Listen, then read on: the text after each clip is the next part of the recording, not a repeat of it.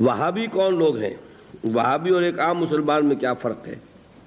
دیکھیے، وہابی کا لفظ بطور گالی استعمال کیا جاتا ہے، جیسے جماعت اسلامی کے لوگوں کو لوگ مودودیہ کہہ دیتے ہیں۔ تو اول تو یہ لفظ کسی شکل میں بھی زبان پہ نہیں لانا چاہیے، کبھی استعارتاً کسی شخص کو معین کر کے نہیں کہنا چاہیے کہ وہ وہابی ہے۔ یہ وہ یعنی توہین ہے جس سے کہ اللہ تعالیٰ نے روکا ہے۔ لیکن وہ کون لوگ ہیں جنہیں وہابی کہا جاتا ہے؟ نجد میں آج سے تقریباً 250 سال پہلے ایک شخصیت پیدا ہوئی، محمد ابن عبد الوہاب۔ انہوں نے دین کی خدمت کی، دین کی اصلاح کا کام کیا، جو بھی مسلمانوں میں غلط چیزیں رائج تھیں، مشرکانہ اعتقادات، بدعات، ان کا قلع قبا کیا اور ایک تحریک شروع کی۔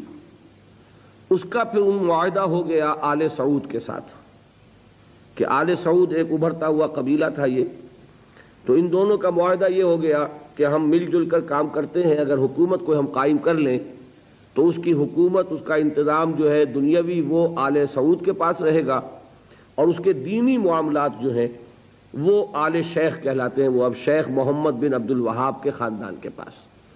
اس طرح یہ سعودی ڈائنیسٹی شروع ہوئی۔ پہلے نجد میں حکومت بنی، پھر انہوں نے حجاز کو بھی فتح کر لیا تو حرمین شریفین بھی انہی کے زیر انتظام آ گئے۔ تو یہ جو ایک سلسلہ چلا ہے، تو اب ان میں محمد ابن عبد الوہاب رحمۃ اللہ علیہ نے جہاں بہت اچھے کام کیے، وہاں ایک پہلو ایسا بھی تھا جس پہ اختلاف پیدا ہوا۔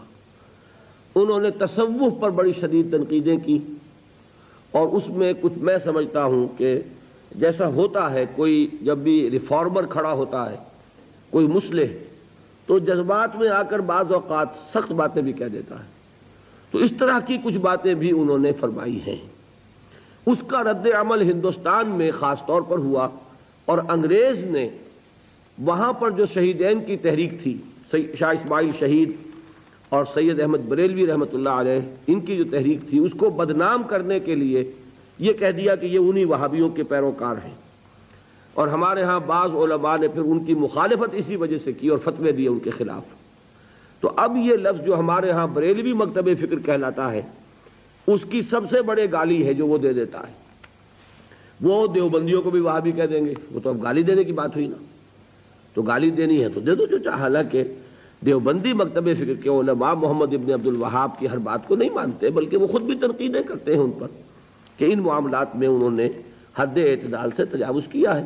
میں اس وقت فیصلہ نہیں کر رہا کون سی بات اور صحیح ہے یا نہیں ہے، میں صرف بات آپ کو بتا رہا ہوں کہ دیوبندی علماء کو بھی ان سے کچھ اختلافات ہیں۔ ہاں، ہمارے ہاں جو اہل حدیث حضرات ہیں وہ ان کے خیال سے کلیتاً جو ہے وہ متفق ہیں۔ اب ہمارے ہاں کیا ہوتا ہے کہ جس کو بھی بدنام کرنا ہو عوام کی نگاہوں میں، اسے کہہ دو وہابی ہے۔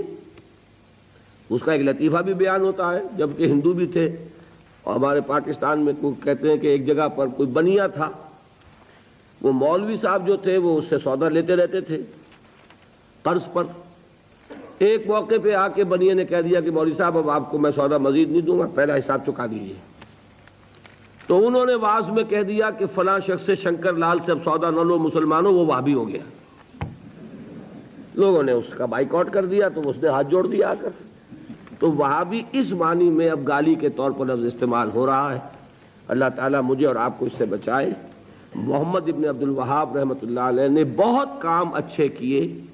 اس عرب میں بھی بہت شرک ہو رہا تھا، قبر پرستی ہو رہی تھی، یہاں تک کہ جو یمن سے حاجی آتے تھے، طائف سے گزرتے ہوئے حضرت عبداللہ ابن عباس کی قبر چونکہ طائف میں ہے، پہلے اس کا طواف کرتے تھے، پھر جاتے تھے خانہ کعبہ کے طواف کے لیے۔ تو انہوں نے ان تمام چیزوں کو ختم کیا ہے، اور ابھی تک تو انہی کے اثرات تھے اصل میں کہ جو سعودی عرب میں چل رہے ہیں۔